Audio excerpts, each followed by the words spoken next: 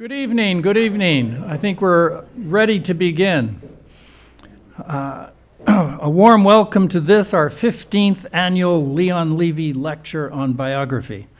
My name is Kai Bird. I am the director of the Leon Levy Center for Biography, a wholly unique institution hosted by the Graduate Center of the City University of New York, and founded by Shelby White and the Leon Levy Foundation in the year 2007.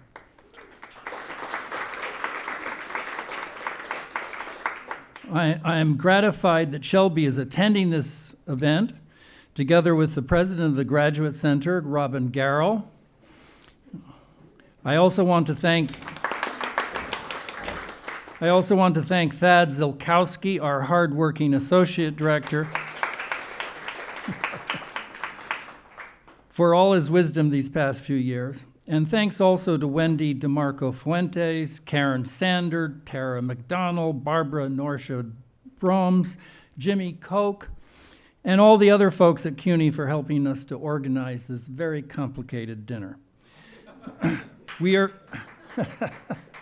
meeting tonight before a live audience, small, but we are also joined by hundreds of other lovers of biography who will be watching this event via live streaming.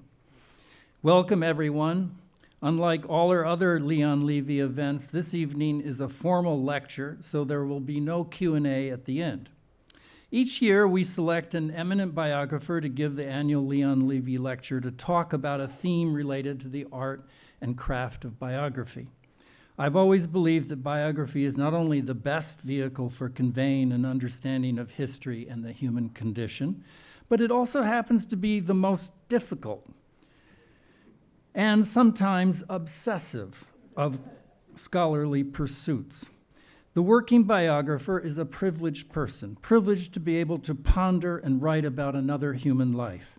And yet it is extremely arduous work, day after day, year after year.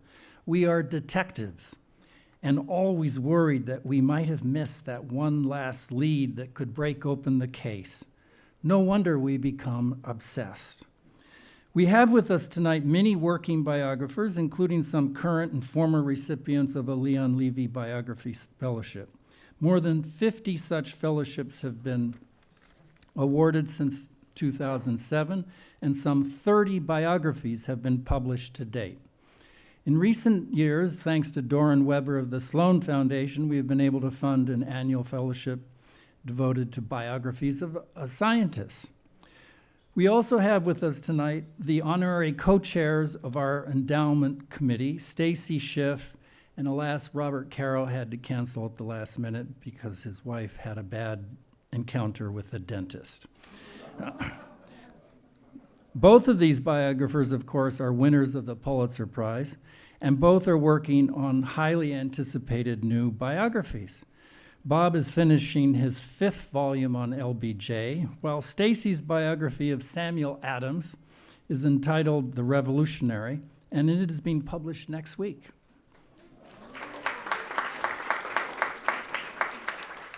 Stacy actually gave the very first Leon Levy lecture in 2008, and Bob Caro gave the second lecture. We also have with us tonight David Nassau and David Levering Lewis, both of whom have given this same lecture in recent years.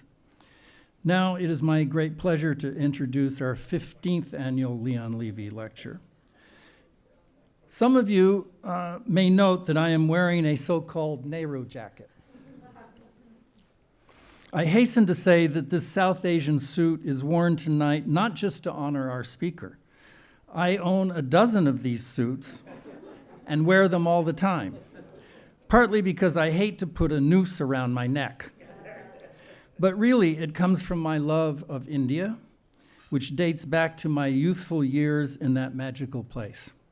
Yes, I have a personal history with India. I began my career in journalism covering South Asia. I care about it, and for all these reasons, I am absolutely delighted to be able to introduce Ramachandra Guha, a scholar who is, without exaggeration, one of India's most prominent public intellectuals. In the world of biography, he is known as the author of a monumental 2-volume biography of Mahatma Gandhi. Gandhi Before India, and Gandhi, The Years That Changed the World. His other books include a pioneering environmental history, The Unquiet Woods, an award-winning history of cricket, A Corner of a Foreign Field, and a widely acclaimed history of his country, India, after Gandhi. Guha's most recent book is Rebels Against the Raj, a fascinating book that profiles 7 American, British, and Irish intellectuals who allied themselves with Gandhi in rebellion against the British Raj. Ram was born in the North Indian town of Dehradun, where his father worked at the Forest Research Institute.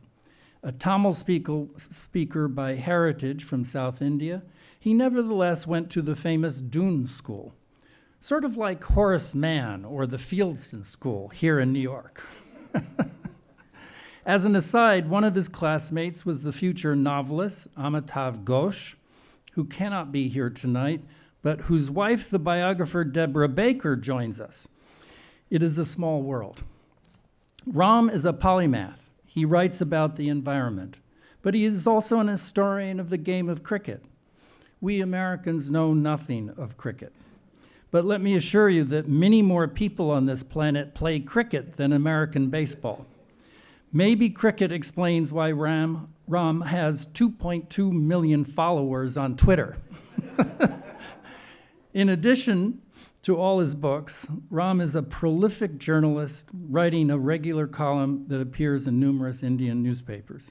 In recent years, he has been speaking out against a rising tide of anti-intellectualism, and this has earned him some notoriety. In late 2019, he was giving a speech at a wholly nonviolent protest when Indian police grabbed him and dragged him away to prison. He was released 5 hours later, but he remains a voice for reason and civil discourse and civil liberties at a time when South Asia is being swept along by a political tide characterized by sectarianism and narrow-minded nationalism. That's my opinion. Anyway, I am gratified that it is a biographer who is standing up to these illiberal forces, and I am so very pleased that we can have with us tonight a man who defines in the 21st century what it means to be a public intellectual.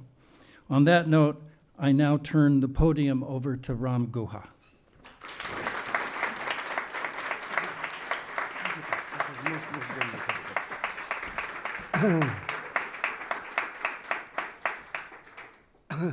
Thank you, Kai, for that most generous and humbling introduction, and for wearing the Nehru jacket. I own a selection myself. As Kai said, I have written a very large 2-volume biography of Gandhi, and I suppose that's why the center, the Levy Center, has done me the honor of following in the footsteps of such distinguished biographers, some of whom are here today, in giving this annual lecture. And most of my talk will deal with Gandhi, with my experiments with Gandhi.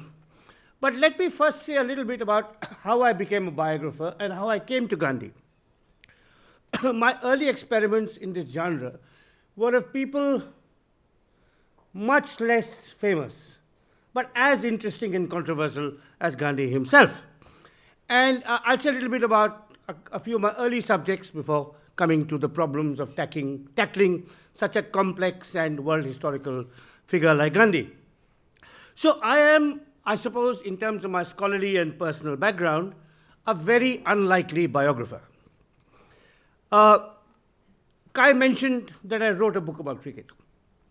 Well, I wrote that book because I failed to become a professional cricketer. And between the ages of 11 and 21, I was consumed by the ambition of playing cricket for India.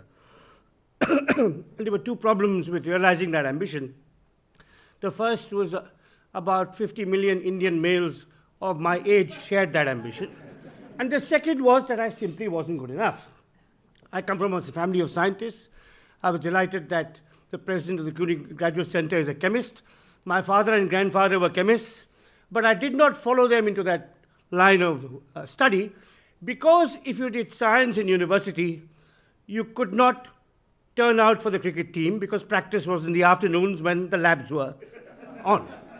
So, and I actually wanted to do literature, but I was too scared to do literature because in the narrow-minded, patriarchal India I grew up in, only women did literature before they got married. So I stumbled upon, shall we say, the pseudoscience called economics. And I registered for a degree in economics and played cricket in the afternoons and played for a team alongside two future international cricketers, one of whom actually was a member of the great Indian team that won the 1983 World Cup. But I was a spectacularly indifferent student of economics, which I knew even when I signed up to do economics. But it was halfway through my master's degree that I also discovered that apart from being a second-class economist, I was a second-class cricketer. And I was rescued by reading an individual called Verrier Elvin. Now, I'll say a little bit about Verrier Elvin because he was my first biographical subject. A few people in this room who have India interest know about him, but the others wouldn't. So Elvin was born in 1902. He was a son of a colonial bishop. He was English. He had two first-class degrees from Oxford, one in theology and one in English literature. At the age of 25, he came to India partly to try and indigenize Christianity and partly to escape the overbearing influence of his mother. So he comes to India in 1927, joins this dissident sect, which is wearing homespun cotton in the Gandhian fashion, eating vegetarian food with their hands, trying to draw parallels between Indian bhakti traditions and Christian mystical traditions and so on, meets Gandhi, gets inspired by Gandhi, leaves the church and decides to stay on in India, and goes on to become the foremost ethnographer and activist for India's tribal people. And at about the time, halfway through my master's degree, when I was finding out that I was not going to make it as a first-class cricketer, having already discovered that I was useless at economics, I read Elvin's autobiography. It's a charming book. It's called The Tribal World of Verrier Elvin. It won India's most prestigious literary award, which is it was the first ever biography to get that award, by the way, Kai. That award is the Sahitya Academy Award for Literature, is normally given to novelists, and very rarely to non-fiction writers, and this was the first, and so far as I can say, the last biography to get that award. So I was charmed by the prose, the eloquence, and this man's life. And I thought, maybe I can still redeem myself. Maybe I can follow in the tradition of my family, which has a huge collection of PhDs, and become a sociologist or anthropologist, having failed as an economist and as a cricketer. And I went off to Calcutta to do a PhD in sociology. And when one of my teachers at the Delhi School of Economics, heard of my change of discipline and change of location from Delhi to Calcutta, he is reported to have told another teacher, what Guha has done is a Pareto optimum, good for Guha and better for economics. Well, I found my calling in sociology and anthropology, and it was because of Elvin. However, at that stage, I had no idea that I would become a biographer, because sociologists deal with structure. They deal with class and race and conflict and the role of the state and the transformations in society that take place because of technology and so on. And my doctoral thesis was about the origins of grassroots environmentalism in the Himalaya where I had grown up. So it was a story of the contest between the peasants and the state over use of natural resources. And individuals figured, but not as central actors. But I found that Elvin had written about forests himself. And I started reading more about Elvin. And at some stage I decided that I must write a biography of Elvin. I had fallen in love with archival research. Although I was trained as an anthropologist, I found research in the archives much easier because documents don't answer back. And temperamentally, I wasn't really suited for fieldwork. So I knew already that I had a kind of interest I won't say talent, but it is interest in archival research, in digging up obscure documents, reading manuscripts, letters, state records, and so on. And I decided to write a life of Elvin. And it was quite a radical move intellectually, because I was moving from structure to process to personality. And it was a very anxious and painful journey. And I normally write quite easily, and most of what I write requires 1 or maximum 2 revisions. But writing a draft of Elvin gave me no end of trouble. And I took my 3rd or 4th draft to the Institute of Advanced Studies in Berlin, where I had been granted a fellowship for the year with this, as the Hindi word goes, very kacha draft. Really, imperfect and substandard draft.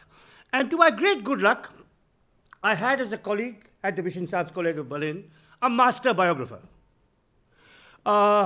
This is Nicholas Boyle of the University of Cambridge, the great biographer of Goethe. And he was there, he was in the next room to mine. I showed him my draft, and although I'd already written 2 or 3 books by then, it came back marked up paragraph by paragraph, almost sentence by sentence.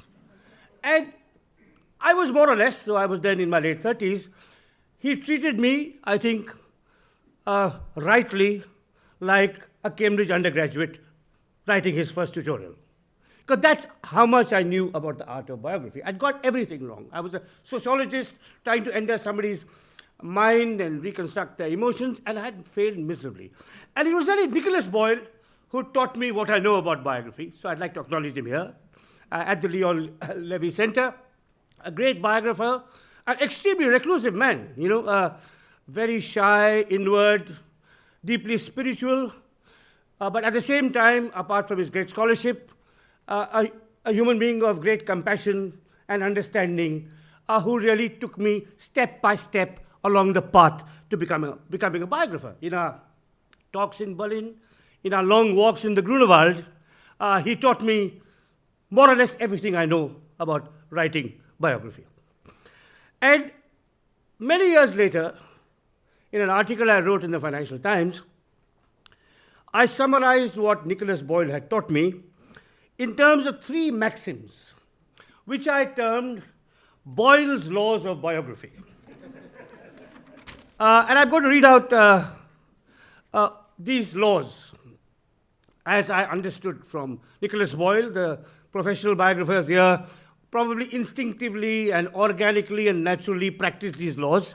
So this is partly teasing them out and defining them and explicating these 3 laws is aimed more at the non-biographers in the audience, but maybe there's something for you specialists as well. So Boyle's first law of biography is that the biographer must never anticipate, must never set out his or her thesis or arguments in advance. Now, sociologists do that, political scientists do that. This book is about the environmental devastation of the Himalaya. Chapter 1 will tell you how the British came in and dispossessed the peasants. Chapter 2 will tell you how they decimated the broadleaf forests and brought in conifers instead. Chapter 3 will bring in the larger context of global capitalism, blah, blah, blah, blah, blah, right? And then you state a thesis, you explain it, and then you restate it in the conclusion. And I had written this draft of my Elvin biography as a sociologist. So he told me, never anticipate. Let the thesis, the arguments, the relationships emerge slowly and organically in the course of the narrative. Now, this is something I think which is hard to learn, but as I think it was, but important to practice. I think it was Kierkegaard who said, a life is lived forwards but understood backwards. And often, even I see younger biographers, want to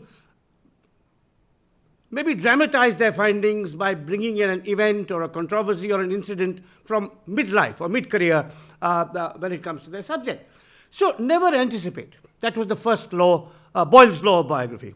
The second law was that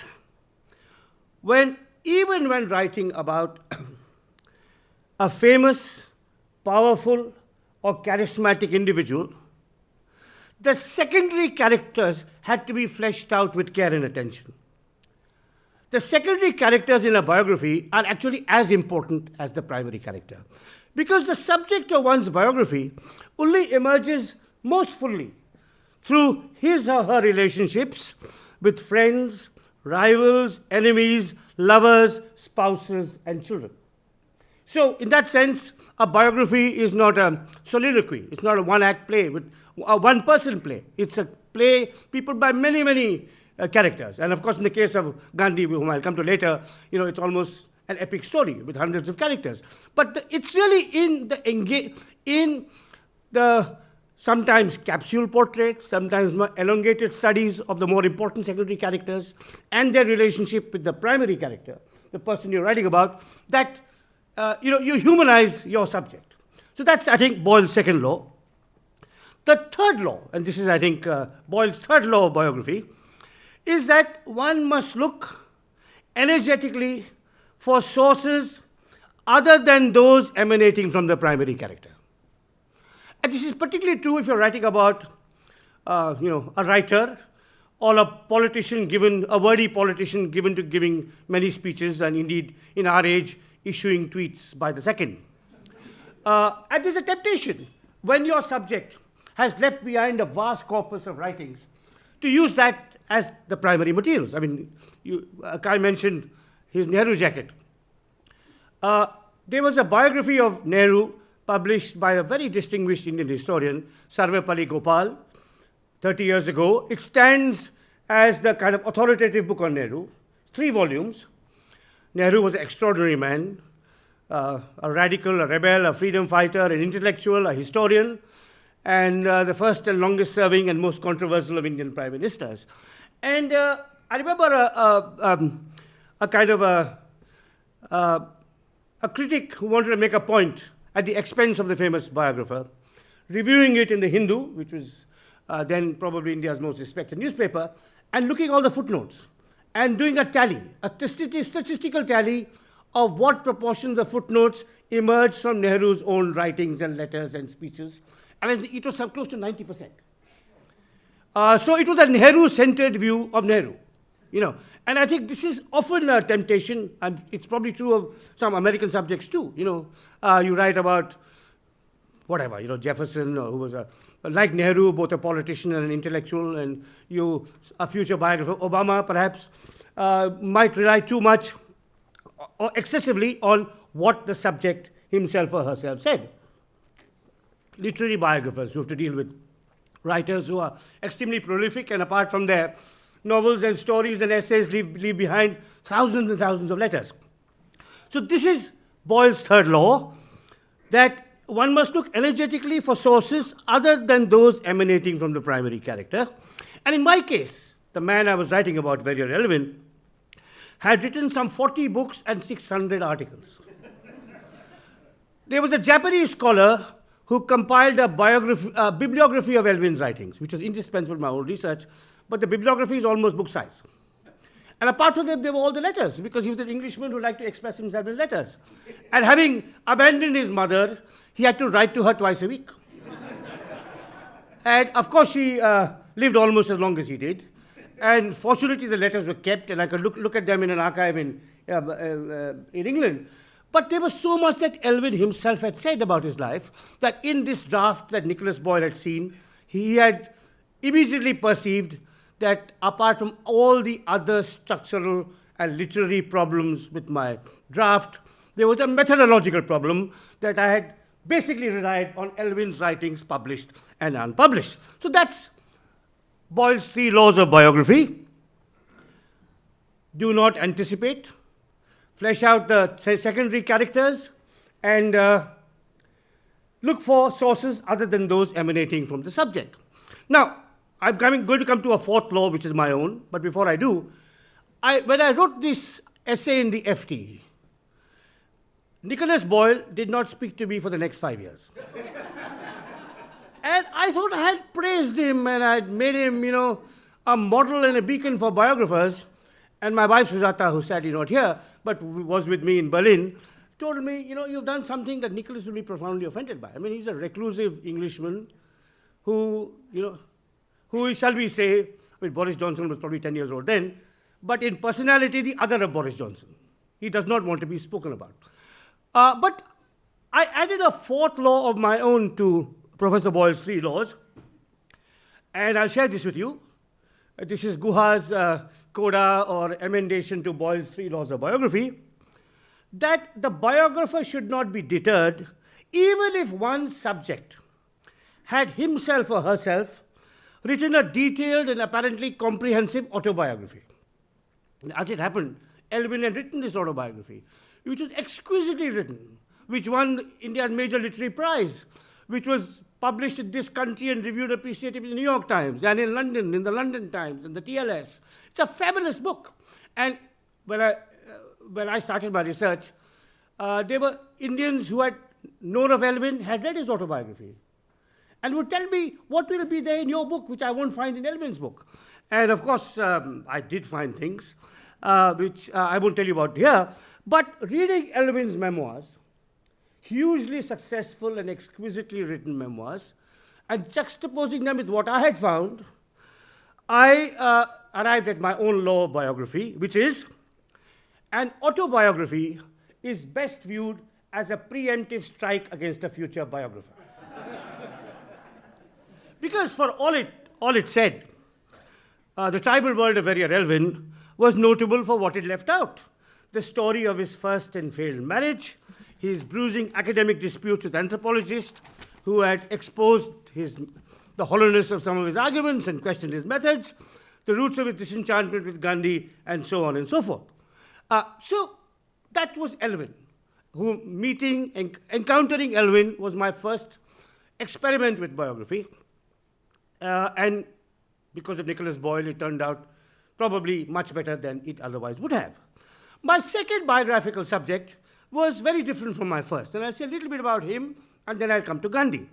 He was actually a cricketer from an untouchable background. His name was Palwankar Balu, and he was born in an untouchable home, and he became the greatest Indian cricketer of his generation. And he's the hero of my book, A Corner of a Foreign Field. He is actually Jackie Robinson before Jackie Robinson.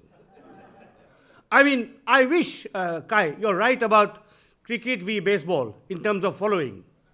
I would add a footnote that I'm right about cricket v. baseball in terms of my game being much more sophisticated than yours. But there's a problem in that our cricketing heroes have not been incorporated into our storytelling in the way your sporting heroes have. I mean, Jackie Robinson is an icon. There are parkways named after him, stadiums named after him, Clinton, Obama, etc. talk about what his legacy meant. And here was this extraordinary untouchable cricketer who defied all the barriers of caste to become the greatest cricketer of his time. When India made his first tour of England in 1911, he got 150 wickets. He was the most standout success. And when he returned, there was a felicitation at which B.R. Ambedkar, then a college student, later on to write the Indian Constitution and become the great emancipator of the Dalits, gave his first public speech.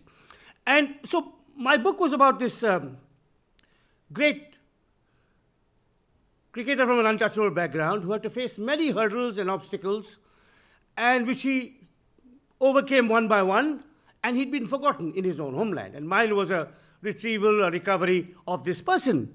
Now, unlike Elwin, who was a writer, Palwankar Balu and his brothers, who were also very good cricketers, left no papers at all. There were no autobiography, no letters, no documents, no articles.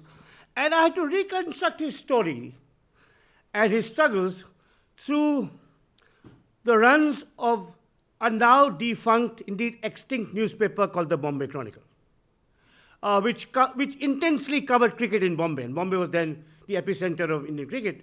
And it was a radical newspaper, edited by one of the heroes of my book, new book, Rebels Against the Raj, a left-wing Englishman who identified with the discriminated and oppressed everywhere. And his newspaper really took up the struggle of these untouchable cricketers.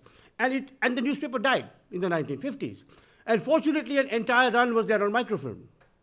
And it's through that newspaper that I was able to reconstruct not just the story of caste on the cricket field, but the story of race and politics over the use of space between European polo players and Indian cricketers, the story of religion, how cricketing contests between teams classified as Hindu and Muslim fed into the movement for partition, the role of the market. So it was a wider social history of cricket oriented around this family of untouchable cricketers that was made possible by using old newspapers. And I think this discovery that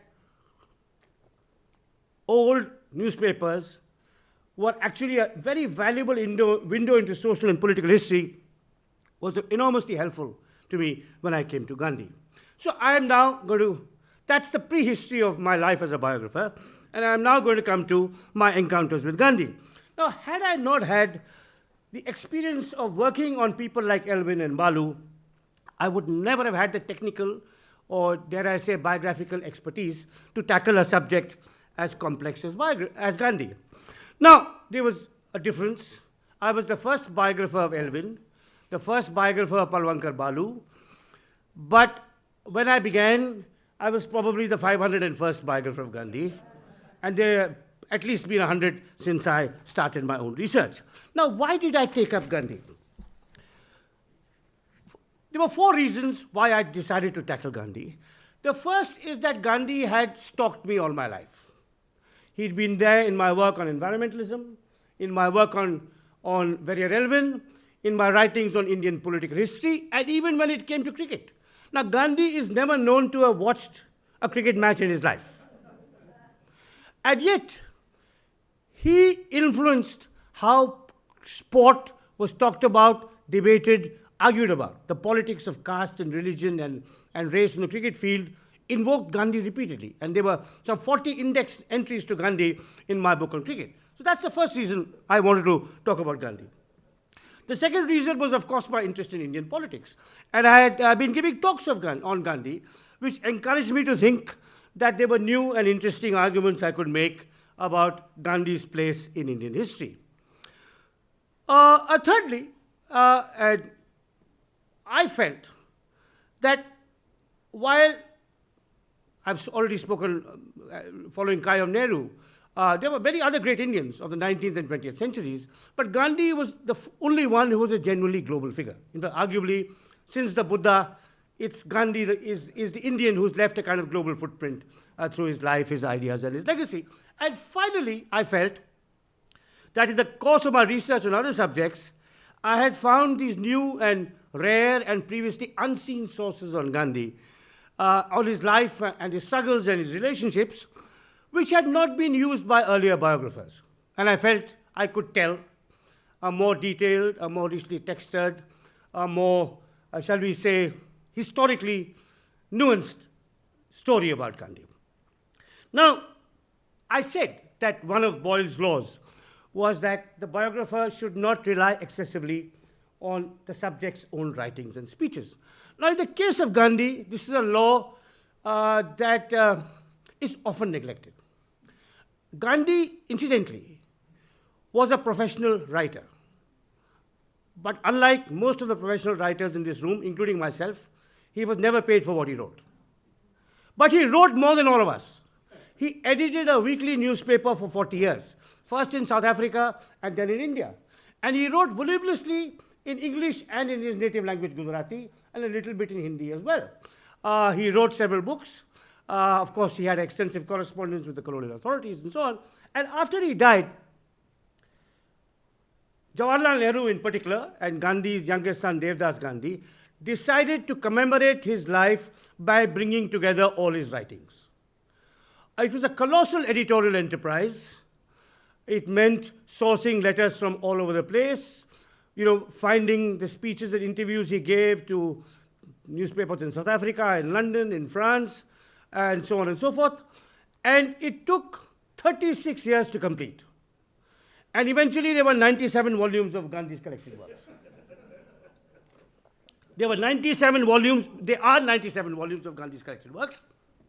There's a 98th volume, which is indexed to persons, which figure in the first 97. There's a 99th volume indexed to subjects.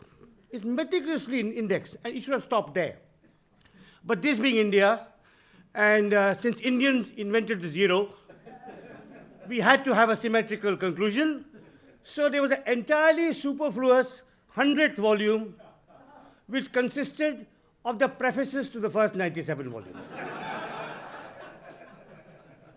But at least 99 are incredibly valuable, and they are there online. I mean, there used to be physical copies. I owned the whole set. Now they're on multiple websites. And there's so much of Gandhi. And Gandhi spoke about everything. He spoke about caste and race and religion and politics and nonviolence and the state. And he lived in 3 continents. He had friends and interlocutors from the other 3 continents. He lived an extremely long life. He was a politician, a social reformer, a grassroots organizer, a religious pluralist, and a writer. And there's so much there in those 97 volumes of all kinds that it has been very tempting for Gandhi biographers just to rely on largely, if not exclusively, on those 97 volumes. Now, I must confess that I don't read much poetry, but I'm going to quote a poem. It's not a very good poem. I know that before I came in here, I met a biographer of a very great American poet. So I recognize that I'm going to read a poem that's not very good, but it's revealing. Because it was written by the chief editor of the collected works of Mahatma Gandhi, and about speakers who raid and mine and exploit the work that the editor and his colleagues did. So this is the poem. 100 hefty haystacks cluttering up the landscape hold within their entrails hidden half a dozen needles. Researchers of the future, with fine-toothed combs and salaries to earn, may perch on each pile, attack it and ransack it, and search for the passages that pinpoint the message of these pages. So it's hard work reading those 97 volumes, especially if you have a specific thesis to articulate and confirm and prove.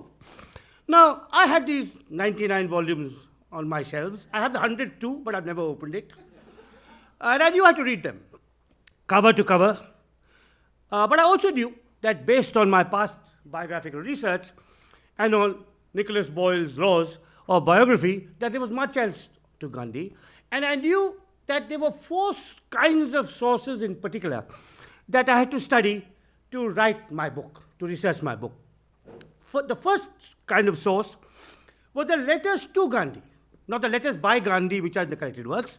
The letters to Gandhi, copies of which lay in the Sabarmati ashram in Ahmedabad, and there are thousands and thousands of these letters. All kinds of people writing to him, some well-known, some less known, and I had to read those too. That's the first source I had to read, which is not the collected works, letters to Gandhi. Second, letters about Gandhi that were scattered in the private papers of individuals who had been his disciples, rivals, adversaries, or even merely contemporaries. Third, contemporary newspapers, which I was sure would have interesting stuff on significant or controversial episodes in Gandhi's life. Fourth, unpublished government records and intelligence reports, again in 3 continents, South Africa, where he lived for 20 years, England, which is a colonial power in India, which would likewise pay close attention to what this enemy of the British Empire was doing. So I had to consult all these different kinds of sources, and I had to look at the secondary characters. In most biographies of Gandhi, he looms larger than life. This is, of course, true even in cinematic representations of Gandhi, as you know. And I did not want to cut Gandhi to size. I mean, I was not doing a debunking job. But I wanted to place him in context. I wanted to speak about his political associates, his rivals, his very complicated relationships with his family, personal friendships that previous biographers had ignored. And as a social historian, I also wanted to understand how Gandhi was perceived in different parts of India and by different social groups. Now, my research to Gandhi took me to many archives in 5 continents, and I won't say too much about that because it was, as all of you know, it can become a kind of a checklist of what he saw and what he did and what file he opened and so on. But I want to say a little bit about my seeking in my life of Gandhi to implement Nicholas Boyle's second law, which is about how biography is really made by its secondary characters. I was extremely fortunate in writing my Gandhi biographies to have as my editors two remarkable New Yorkers, one domiciled New Yorker, I think the other native New Yorker, both now sadly deceased. I refer here to Sunny Mehta and Dan Frank of Knopf, who were the two editors to my Gandhi book and to whom I owe more than I can say. Sadly, both of them died within a few months of each other. I was having lunch with Sunny and Dan, and there may be some people here who knew Sunny, and you know how long those lunches were. And you had to add the extraordinarily long pauses. But when what came out was, deeply meaningful. And we were discussing the second volume of my Gandhi biography, and Gandhi's life in India, which is much more interesting and diverse in some ways than his life in South Africa. And Dan Frank said, Ram, I'm glad you've implemented your friend Nicholas Boyle's second law, because I think I counted at least 100 interesting characters in your book. And Sunny looked at Dan and thought, and said, and puffed on his cigarette, and said, actually there may be 150. And I don't want to speak about all of them today, because I'll keep you here till midnight and beyond, but I want to say a little bit about three of these secondary characters who were crucial to Gandhi's personal, moral, and political life, and whom I believe earlier biographers had not really done justice to. The first is a person I've already mentioned, the great B.R. Ambedkar. Now, Ambedkar was an extraordinary figure. Again, an introduction to those of you who don't know him. He was born in 1892 in an untouchable home. He was the 13th and last child of a soldier in the British Indian Army. Desperately poor, got into school on a scholarship from a missionary, was sent to college on a scholarship endowed by the progressive Maharaja of Baroda, comes to Columbia, studies under John Dewey, who becomes a lifelong influence on him, does a PhD in Columbia, then goes to London, qualifies as a barrister, does a second PhD on the London School of Economics. All things that were completely, which society and tradition mandated he could not do. Untouchable boys did not go to school. And here he was with a doctorate degree from Columbia and one from the LSE, and bar at law, and goes back and doesn't join the colonial civil service, but fights for his people. And fights outside the purview of the mainstream Congress party. Starts his own political organization, has a long-standing debate with Gandhi, and in 1947, after 20 years of bitter and sharp and polemical antagonism with the Congress party and with Gandhi, Ambedkar is drawn in a great act of reconciliation, sort of like Lincoln's cabinet, into the first cabinet of free India, and he helps draft the Indian Constitution. Later, he converts to Buddhism because he's appalled by how Hindus treat untouchables, and he says, I was born a Hindu, but I will not die a Hindu because the only escape and the only way out for dignity and honor for untouchables is to embrace some other faith. And his story is utterly fascinating. He considers Islam, Christianity, and Sikhism, and eventually becomes a Buddhist. Now, Ambedkar was Gandhi's greatest antagonist. Ambedkar wanted to abolish caste. He wrote a book called The Annihilation of Caste. Gandhi wanted to save Hinduism by reforming caste. Gandhi was a guilt-ridden upper caste reformer. Ambedkar was the emancipator of his own people. Ambedkar was, apart from these differences in social location, 23 years younger than Gandhi. So there's an act of, you could say, fighting with father, ideologically and politically fighting with father. Like, he was a compelling figure. And he was left out totally of Attenborough's film. He doesn't figure. Because he'll complicate the story too much. That's all you can tell in 2.5 hours. And while he was not there in Attenborough's film, when he is present in scholarly writings on Gandhi, or even quasi-scholarly writings on Gandhi, the debate is presented ideologically. At various points in his career, Ambedkar sided with the British. During the Quit India movement of 1942, when all the great Indian nationalists went to prison, Ambedkar was in the Viceroy's Executive Council. So the nationalist writings on the Gandhi-Ambedkar debate present him as a stooge of the British. The radical Ambedkarite writings on this debate present him as the real critic of, present Gandhi as an upper caste apologist, trying to save his position of privilege. And what I try to do in my book is not to present this debate ideologically, but chronological, and with attention to detail and nuance. And if you want to understand Gandhi's own evolving attitude to caste, Ambedkar is central.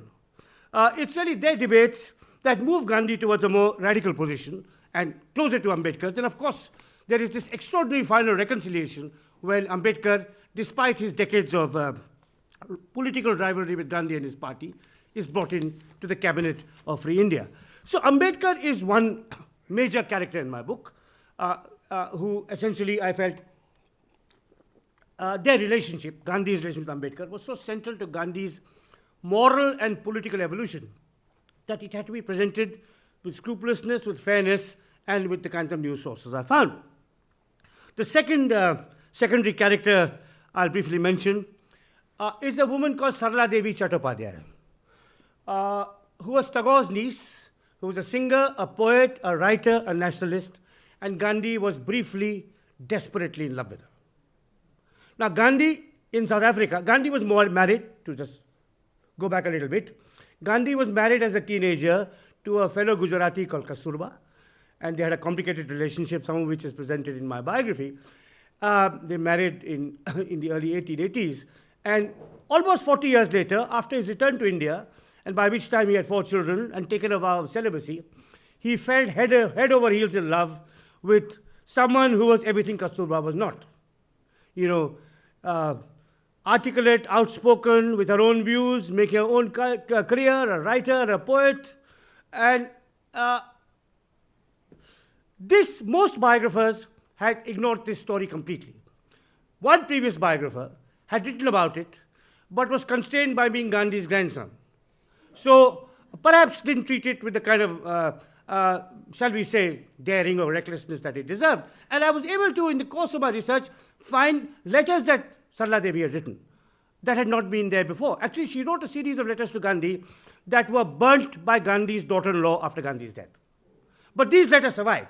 And he was desperately in love with her. And at one stage he even said, "She is my spiritual wife." And however, one of Gandhi's associates wrote to him, urging him to call off the relationship in the interest of the freedom struggle as a whole. He said, you know, either you can pursue this beautiful, intelligent, vivacious, passionate girl, or you can lead us to freedom. And Gandhi chose this part, but it was always in his mind. And at some level he felt that he had failed, that he had taken this vow of celibacy, and part of the reason for Gandhi's repeated experiments with celibacy right till the end of his life, some of which are actually truly bizarre and indefensible, and occur in my biography under the chapter heading, His Strangest Experiment, are because of this passionate but aborted relationship with Sarla Devi. That's the second character. The third and last character I'll talk about, before I come to my concluding remarks, is Gandhi's secretary Mahadev Desai, who was with Gandhi every day of his life from 1917 to 1942.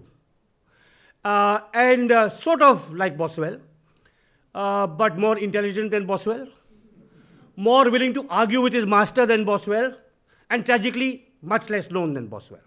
He was an extraordinary figure. I mean, he made Gandhi more than Nehru or Patel or Ambedkar. He was really, apart from Gandhi's wife, the most important person in Gandhi's life.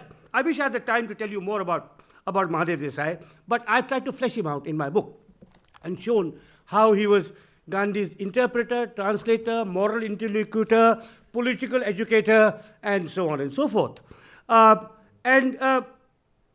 He was really the most important man in the life of the most famous and influential Indian. But unlike Boswell, scrupulously wrote himself out of the Gandhi narrative. And I've tried in my book to restore him to his place as the person who really made Gandhi. And I'm going to just again quote a verse, not again, with due apologies, not a verse that scans perfectly, but it's a verse Mahadev Desai, Gandhi's secretary and the most important interlocutor that Gandhi ever had, left behind for posterity. It's a short verse.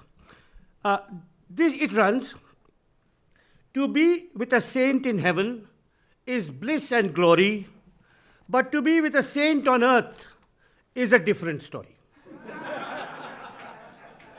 All right, now I'm coming to the end of my talk, and I'd like to end.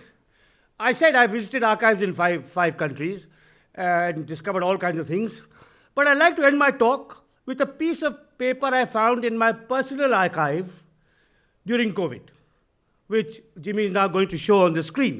This is a handwritten checklist I found. This is typed here so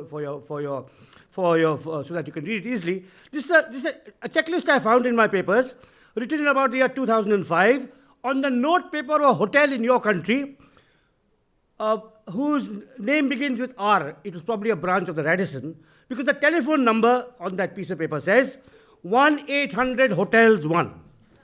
Now, I haven't reproduced that here, but I wrote this while I was working on Gandhi. And it's about how I try to understand Gandhi from all angles, not just his own. How the peasantry saw him, how various levels of the Raj saw him, how his Indian disciples saw him, how Indian colleagues saw him, how Indian rivals saw him, how Western friends and rivals saw him. So that's the first item. I'll come to second. Fields of force to understand. His unique political philosophy, his projects of social reform, caste, gender, etc., his work for religious harmony, plus his personal relations with Jews, Muslims, and Christians, his environmentalist orientation, his views on food, sex, and body. And now we come to the last slide. Sources. Intelligence reports, all levels of government reports in 3 continents, newspapers, journal commentaries, fugitive pamphlets and literatures, memoirs, private papers of rivals, friends, and disciples. Thanks, Sam. So, what this checklist which I found during COVID tells you about how I try to approach Gandhi. Now, whether I came anywhere near approaching them, achieving these methodological, literary, historical, and analytical aims, is for the readers of the books to judge. And I hope some of you who have not read the biography will be encouraged to do so. I'd like to end on a slightly, how do I put it, on a personal and possibly lighter note. This is about, you can just put it off, yeah. This is about the biographies I've not written. I've written these biographies of Elvin and Balu and so on, and I've written many essays of between 5,000 and 10,000 words on different kinds of people. But like other biographers in this room, I'm often asked to write about people. So I have been, at various points in my career, been asked to ghostwrite the autobiography of India's most famous cricketer, write the biography of India's most famous scientist, both easy to refuse. The first because I did not want to be a ghostwriter. The second because I know nothing about science. To write about a living prime minister, and so on and so forth. But the most curious commission I've got, which will interest some of you who've got such commissions, is from a man called Gautam Adani. Now, Gautam Adani is today the second richest man in the world. When his team approached me to write his biography in 2014, he knew that maybe he could become the second richest man in the world. He was probably then about the 50th richest man in India, but was already known for his proximity to the Chief Minister of Gujarat, Narendra Modi. And he had batted for Modi when no other industrialist had, and he'd got some favors in return. He knew that Modi was going to become Prime Minister, and his importance would increase, and he wanted his life written. And somehow I was approached. And I shared the letter with a few friends who sent back various comments. And one of them said, there's only one reason for you to accept writing the life of Gautam Adani. And that is, you have a perfect title for your memoirs. From Gandhi to Adani, a biographer's journey. Thank you.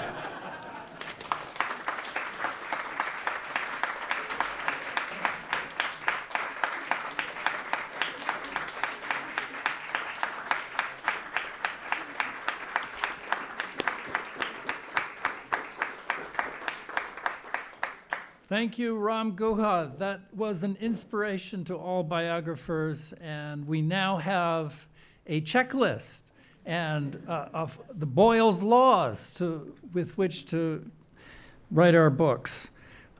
Thank you so much. That was wonderful. We are now going to have adjourn the Zoom portion of this event.